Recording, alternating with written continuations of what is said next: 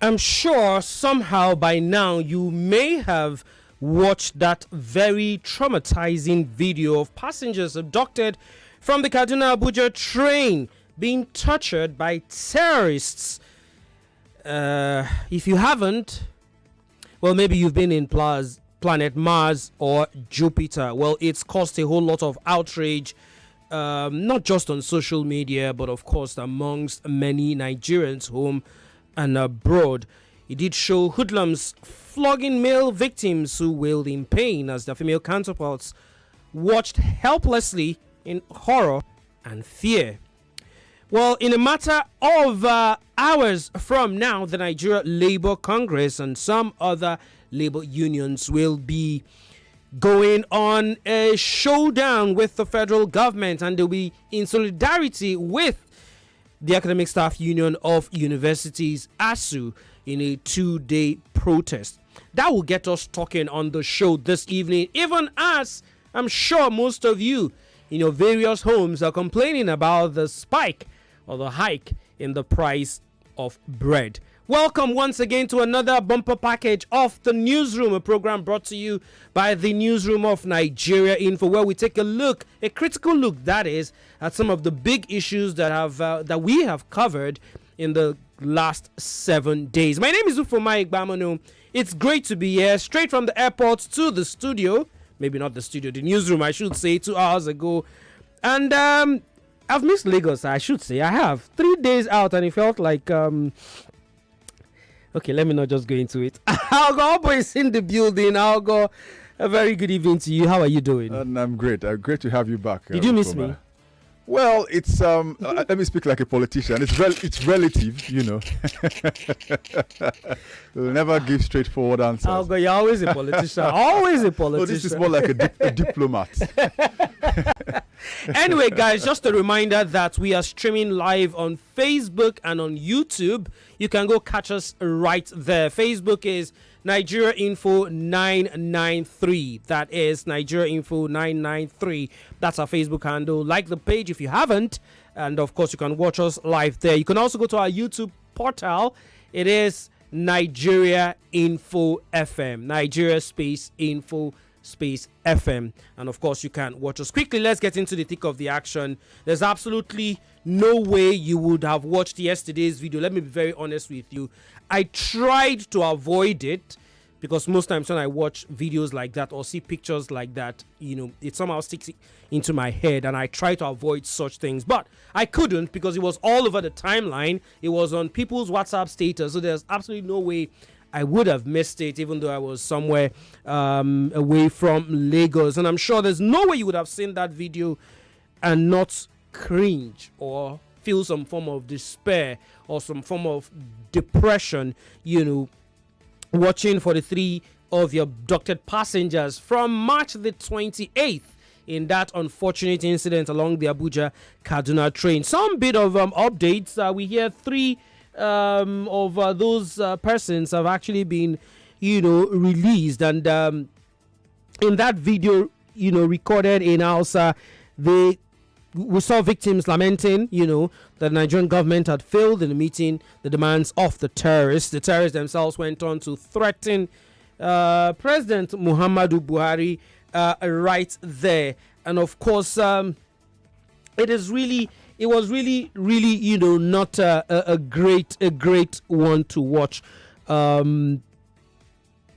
yesterday.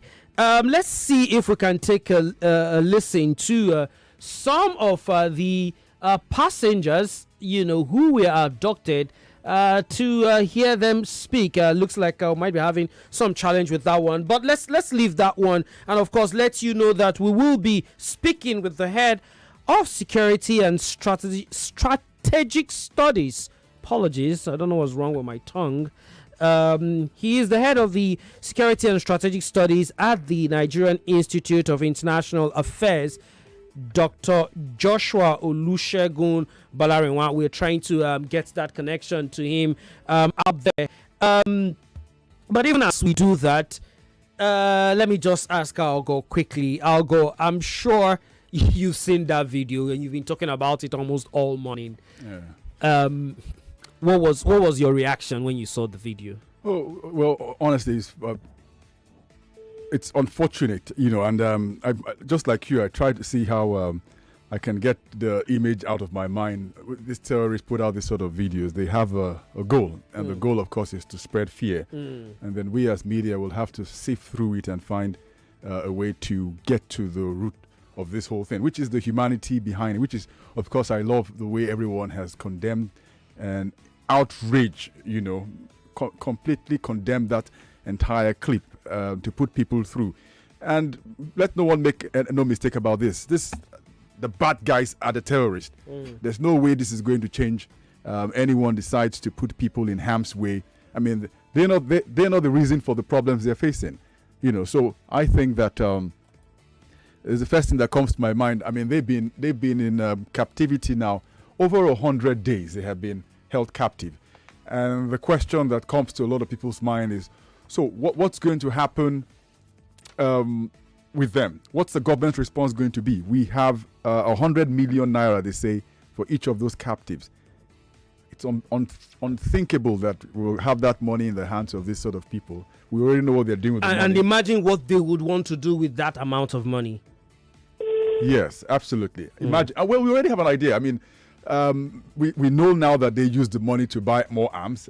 At least from interviews they've taken from some of those bandits that have been allowed themselves to be interviewed. They use the money to buy arms and then cause more torment. Unfortunately, to people who are going about and even have the audacity to threaten the president, to threaten some governors. It's unfortunate, and just like back in the days when Boko Haram with Shekau videos that he was churning on a regular basis, what he sought to do was to drive fear into the minds of people and the hearts of people. Even if I don't know if we have Joshua Bolariwa there now. Are you there, Dr. Bolariwa? All right, looks like we're having difficulty connecting with you. Yes, it looks like we're really having difficulties with that one. But of course, you actually heard the Aghogho's explanations right there. The fact that it's a recurrent decimal, it's a cycle. It feels like the absurd happens in the country, and it's no longer a big deal, so to speak. It just feels like it's now normal. When you hear these terrorist attacks and you hear 20 people have died, 10 people have died, there's really no feeling anymore because we've become so used to it. That's the danger of where we are going right now. Exactly. Have we been able to get now? It's the danger of not doing anything when the problem first shows up. So we can't even say nip in the bud because this has gone beyond the budding stage. So they've gone from ordinary bandits who used to go with light weapons, and then now they're carrying high-profile kidnappings and abductions, collaborating with groups like Ansaru and ISWAP. So they've gone rogue completely, and it's unfortunate that the opportunity to take them out, we didn't really take that opportunity. But we have Joshua Bolariwa. Yeah, we have Dr. Joshua joining us right now. He is the head of security and strategic studies at the Nigerian Institute of International Affairs. A very good evening to you, sir. Welcome to the newsroom. Good evening. Okay, quickly, let's just talk about the video from yesterday. You have heard the threats by the terrorists. What do you make of it? Well, it's a threat gone too far.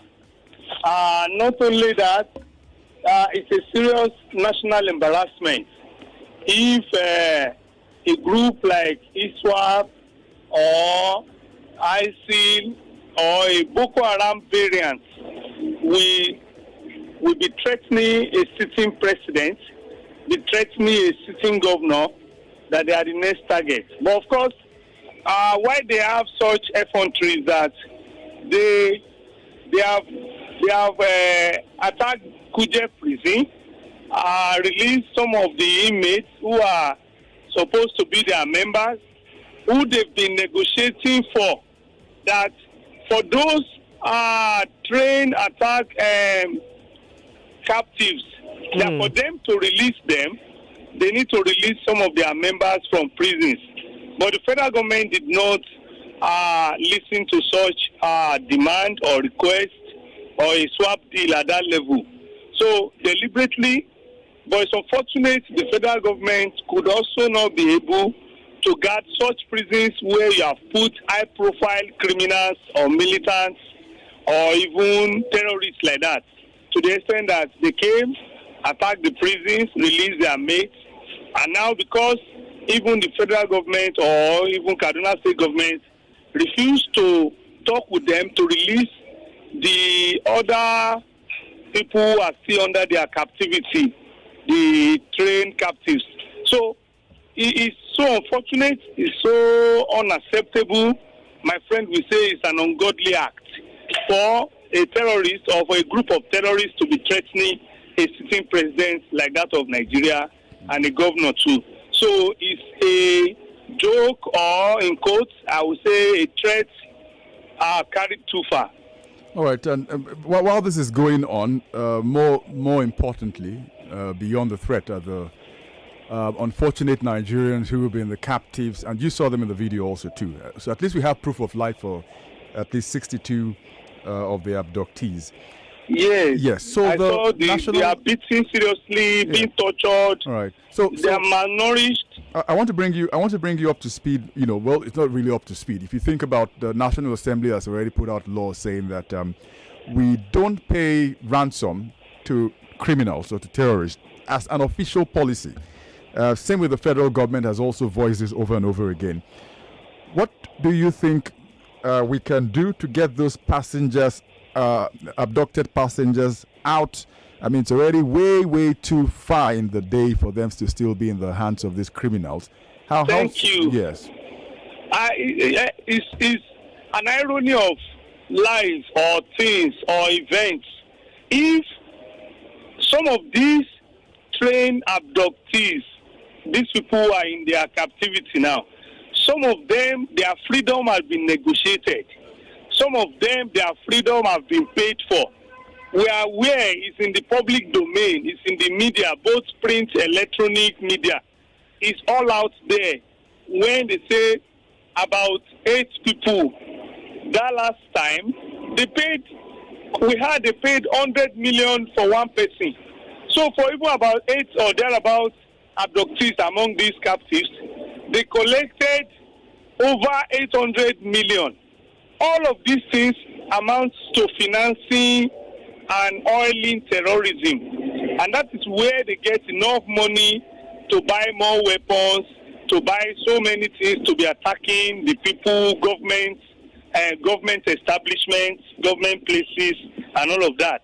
Imagine only today, the government in Abuja just said the federal government college in Kwali should be shut and the students should be evacuated because a community close to that federal government college in Kwali was already attacked by bandits or terrorists. So that puts the lives of pupils, students, in danger. So the federal government quickly reacted and just shut down the school and tried to protect the students and ask them to proceed home. So in this context, if the National Assembly says there is a law, there is a policy that says you should not pay ransom to terrorists or kidnappers or bandits or whoever you want to call them, and their lives are languishing in captivity, malnourished, suffering, lack of food, lack of good place or food to eat well, and all of those things, and their freedom is also not sure, and they've been there since March. Since March, this is barely a few days, over 4 months, they've been in that captivity. So some of them, their release have been negotiated. Some of them, they've paid ransom to these terrorists and they've released them. They've released most of them. There was one MD of one bank, I've forgotten, which they pay handsomely to release him to. If you remember, it's in the public domain. Yep. So these few ones too, I think if their families can struggle, can do any other thing, and softly go and negotiate their freedom. Sincerely, personal opinion, I'm not against it. Our National Assembly should help them to negotiate and release them. These are innocent Nigerians. These are free Nigerians. These are hardworking Nigerians. These are tax-paying Nigerians who normally under the responsibility of the government should be taken care of, should be protected, and there should be a way to negotiate or make their release and make their families happy. Today, I saw a release where they say the families of those 62 remaining captives or abductees in the captivity of this ISWAP, they are protesting today. You understand? So, what will even their protest amount to? Will it force the government to say, okay, now let's go and release them? Will it force the government, let's go and pay for the ransom? Will it force the government to say, okay, what are they demanding or requesting for? Let's give them so that they can release these innocent Nigerians and let them. Freedom is very, in this context now, freedom is very costly and it's priceless. So all they want is their freedom. All right. Thank you very much, Dr. Joshua. We appreciate the fact that you joined us on the newsroom this evening. Thank you. All right. That was, of course, the head of security and strategic studies at the Nigeria Institute of International Affairs, Dr. Joshua, joining us on the program. And of course, when he talked about that, the school part, he hit home. Sometimes when these things happen, I'll go, it might feel abstract to you until it possibly comes very, very close. I remember when this attack happened in March, a colleague of ours in Port Harcourt, he has two boys in what's it called, boarding schools in Abuja, and we were discussing, and he told Ufuoma, at the end of this term, I'm taking my boys out of Abuja. I'm going to bring them back to Port Harcourt where I'm based because I don't know where we're going to.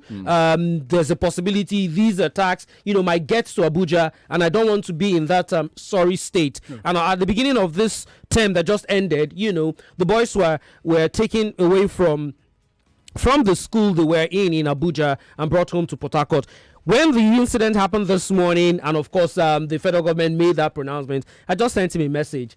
And he replied and said, thank God I did that. Who knows what, would have happened. We pray nothing of that sort actually happens. Even as we move on, to our next topic of discussion today, it's been ongoing for the better part of the last, make that 5 months, February the 14th. And I know a lot of you remember that day because it is Valentine's Day. That's the day a strike action embarked upon by the Academic Staff Union of Universities started in this country.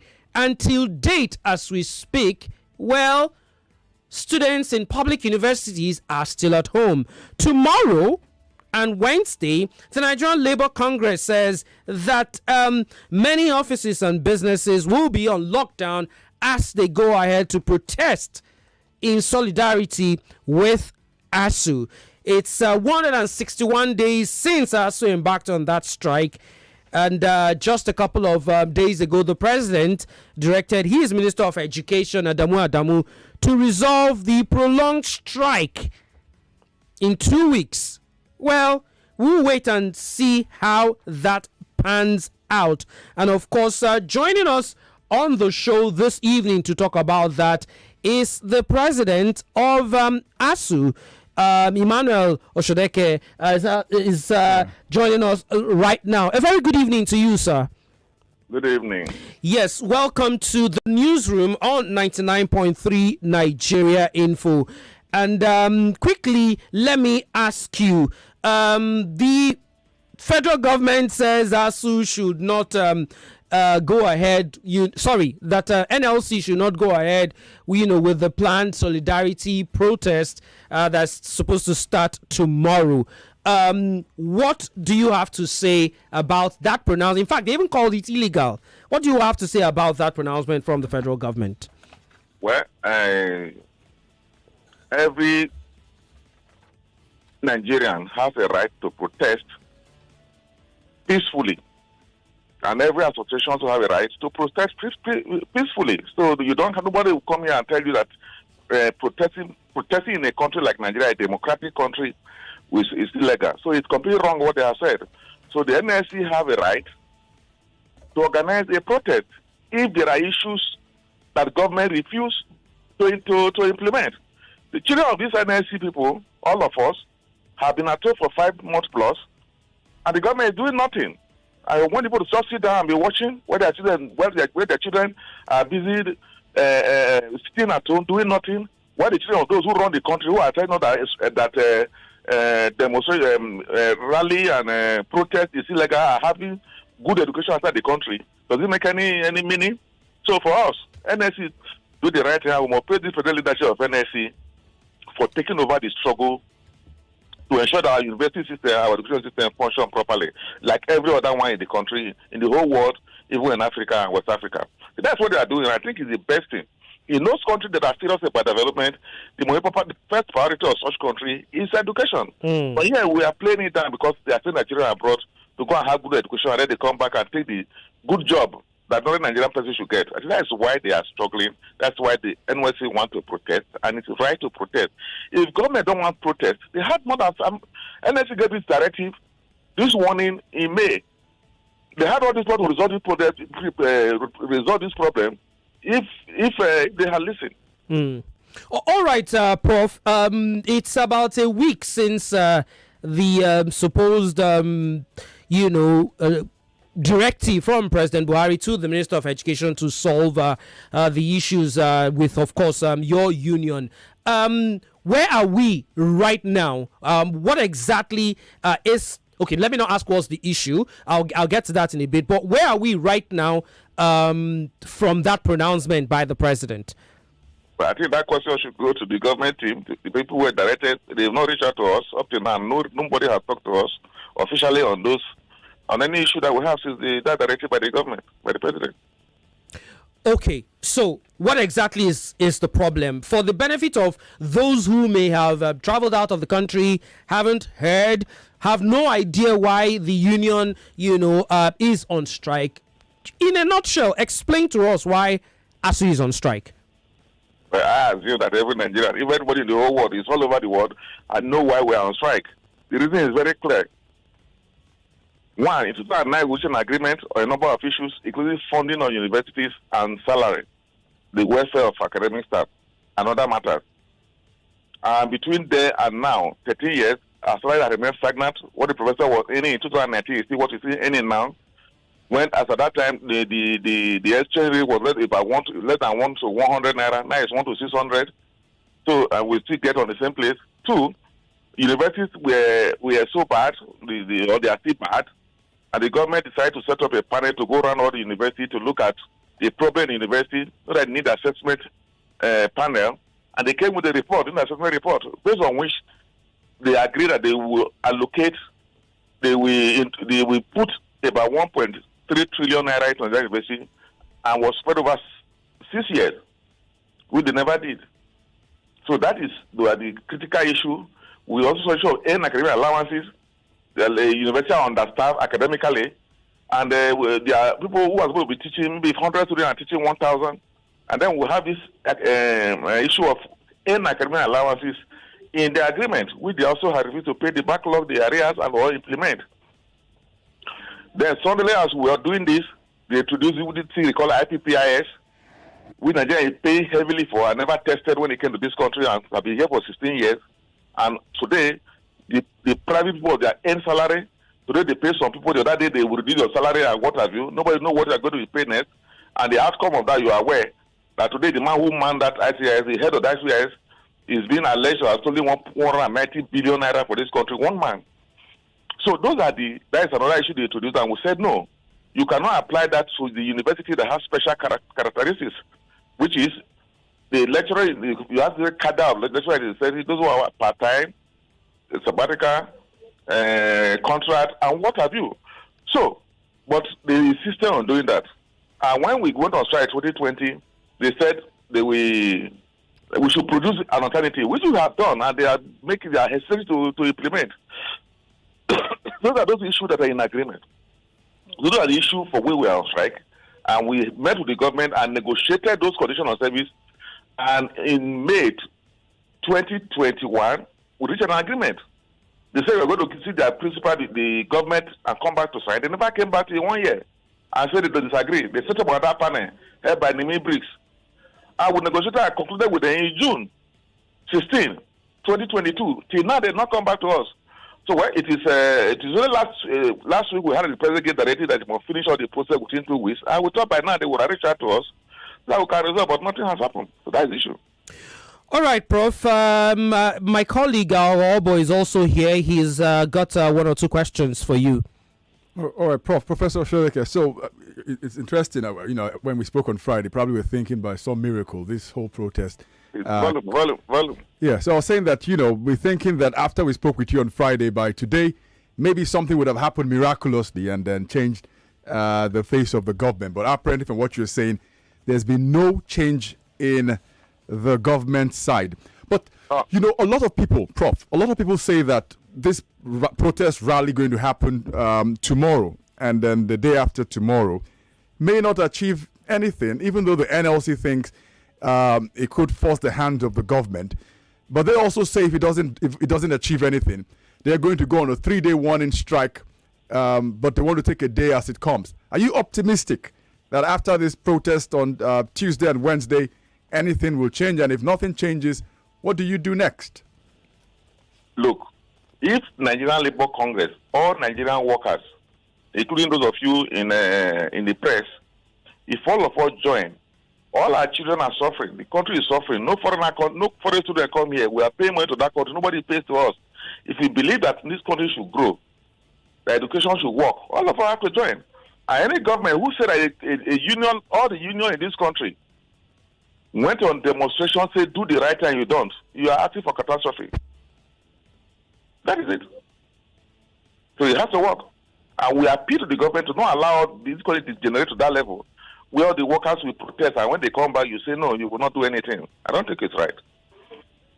Well, there have been allegations sometimes from Asuu, that the Minister of Labour and Productivity, Dr. Chris Ngige, has been more like a cog in the wheel, so to speak. He's been disrupting a lot of these negotiations. How true is this allegation? That is completely true now. If not true, the president would not have asked you to hand off the negotiation. It was one who had kept it all along. We went on strike. We met with him so many times, no result. We went on strike. And instead of apprehending the strike and solving it immediately, just other countries will do, he decided to hold our salary. Thinking that we are like all other workers, that if you hold our salary for 2 or 3 months, we'll come nearly before him and begging him. I heard that for 5 months. And my members are not bothered because this is a struggle for the heart of Nigerian education system. So that's one idea. I make a lot of issues on air everywhere you had him. So that is it. That's why we believe that with the new person, we are very optimistic that he will resolve the issues. I'm talking about your members. We know what the students are going through. We get to interface with them offline and online. But what about the members of your association? They've been out of they've not been working for the past 6 months. Give us an overview of what it is to be out of work for 6 months now. Come again. Yeah, I said members of Asuu haven't lectured in the past 6 months, and I'm just curious to know what's been happening with members of the association during the strike period. They are on strike. They are at home. And many of them are doing their research work. Because the career cycle at home, the function of academics, which many of us people is not to understand, the function of academics is 1, research and development. That's number 1 priority of a lecturer at the university. Number 2 is teaching. And number 3, community service. So the only one we are on strike on is the strike, teaching. So they are still doing their research, they are doing their community service. All right, Prof. I would like to thank you for taking your time. I know you've been busy all day, but thank you for joining us on the newsroom on Nigeria Info. Thank you very much. All right, that was, of course, Professor Shodeke, the president of the Academic Staff Union of Universities, joining us on the newsroom this evening. I'll go.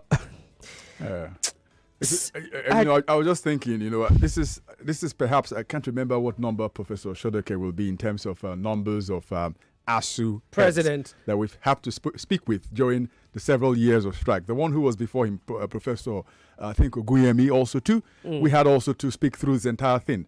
I can imagine when they get to sit down together and compare notes. They basically have done the same thing, over and over again. I stayed 3 months at home at a point in time from strike, had one of the worst, actually not one, the worst result in my university days, immediately after that strike, because of course I came home to Lagos and was playing from one place to the other. So it's really not funny. A lot of these students have taken to maybe menial jobs. Some their parents are already tired of them, at home. It's really sad. Well, we did speak to the head of information at the Nigeria Labour Congress, Benson Upar, about the a lot of things, especially the protest which was supposed to take place which is supposed to take place tomorrow, and all the other questions. Take a listen to what he had to say. We're not out for fun on the streets. We are doing the rallies tomorrow as part of the process of communication with the government. So if government in its wisdom chooses to bring this to an end, why not? There will be no need for us to go out to the street. But if it does not, I assure you there will be rallies across the country tomorrow. Just rallies, not strike. This is rally. There's a difference between rallies and strike action. We are going to hold rallies to communicate, to say we don't like it, this is what should be done. That's what I'm going to do tomorrow in the 36 states of the Federation. Then on Wednesday we'll do the same thing here in Abuja. Just rally. An injury to one is an injury to all. So all the unions will be involved in rallies tomorrow. And the rallies, they'll be peaceful. We have an impeccable record of peaceful rallies. Our rallies have a beginning and they have an end. No distractions. If anyone tries to infiltrate us, the person will be doing so at his or her own peril. We have no ulterior motive, and we shall not accommodate miscreants, infiltrators, either from the roadside or from any government agency. If, however, the rallies fail to achieve the purpose for which they are executed, we will now escalate this to a 3-day warning strike action. That was the head of information at the Nigeria Labour Congress, Benson Upar, speaking to our correspondent Emmanuel Onwoka a little earlier. I've got this message from WhatsApp. Ndu from Ojodu says, "Good evening, Ufuoma. NLC protest is okay, but it's not going to change anything. This government don't care about any issue concerning the common man." And I totally agree with you, Ndu. I remember just a few weeks ago, about 2 months ago, when we had issues with aviation fuel and airlines threatened to, shut down. See the speed with which Nigeria's legislators, government officials, the speed with which they found ways to resolve that crisis, because to a large extent it directly affects them. They all fly from Abuja to wherever it is, they have families, and that was resolved in a matter of weeks or days. But we've gone 5, going to the 6th month, of strike, because like Professor Shodeka actually said, a lot of their kids and wards don't school here in this public institution. So why do they care? All right. If you take the years last year, take 2 years, the COVID period, they've not been in school for up to 6 months in 3 years. It's unbelievable, and it's affecting every single thing. Medical doctors cannot graduate. Did you say 6 months? 1 year. Yeah. The whole lockdown was 3 months. After the lockdown, it took another 3 months or thereabouts. So in 3 years, how many months have they been in school? Almost 12 months. It's unbelievable. And I think about what we do when we are desperate. I remember former President Goodluck Jonathan. He took a $1 billion loan to fight Boko Haram. I remember very well. $1 billion just to get Boko. If we take a loan to pay up, they say 1.3 trillion naira is what they agreed, the MOA. 200 billion naira every year. So 200 billion times 6 years is 1.2 trillion naira. If they commit to at least 200 billion naira for this year alone, how much did the government use to clean up the dirty fuel? 200 billion naira is what was used to clean up the dirty Unfortunately, time not so on our side, but of course that's an ongoing conversation we'll continue to have. Quickly, let's talk about our third topic for today. Just you and I here, because of course you and I eat bread. Even though I've been promising myself I will stop eating bread because it looks like it gets me fat. It gets me on the big side. I switched to Ogi. I don't eat bread anymore. But the children eat bread, so there's no escape from it. Ufuoma and Colette, my kids, will not stop eating bread. Daddy, I want bread and tea. That's the first thing they will tell you when they wake up. Anyway, the Association of Master Bakers and Caterers, they've called off their 4-day strike. But of course, they increased bread by 20%. How much is it? I haven't bought bread in Lagos for 5-6 days or thereabout. How much is the average bread sold now? Sliced bread. And the frightening thing of this whole thing is it still doesn't make them break even. Before they went on this strike, I understand about 30% of all bakeries shut down in the country. 30%. And I fear for how many, because you probably think with this strike, probably if you ask them, what have they really achieved? Nothing. I mean, all the things they asked for, the price of wheat is still up, the price of sugar is still up.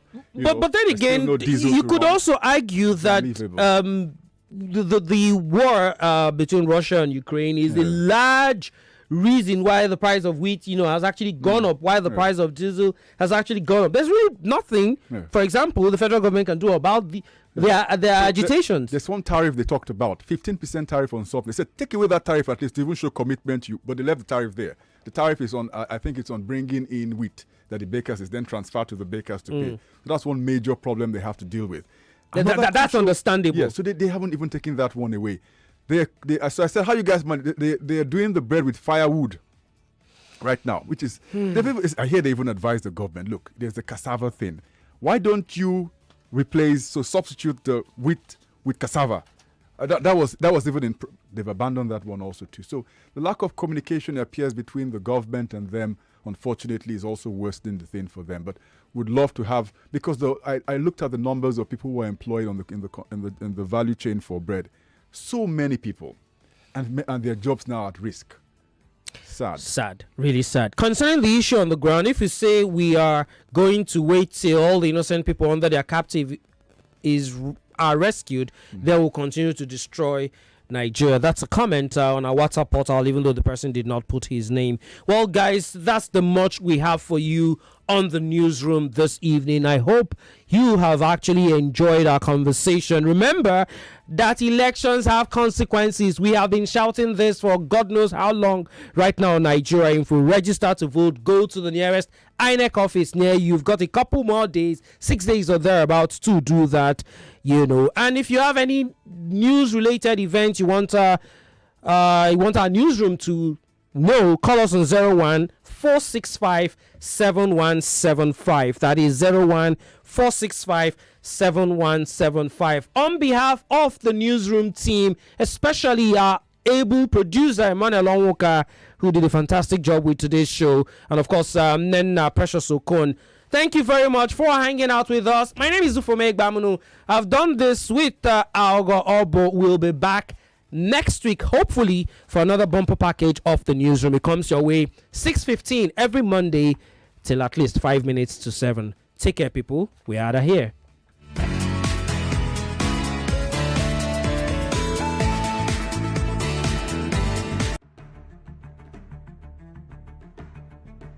And I want to assume that you would run because I want to give the listeners context for the conversation. In 2019, you were running mate to Atiku Abubakar. What did you learn then that you will not repeat this time? Yes, when is the president coming out to address us? There's a few things. One, I have a burden and a passion for young people. The fact that you have elected a man does not mean then you begin to order him around. The president will do whatever is good for the country at any given time. Mr. Adeshino, isn't the president responsible to the people?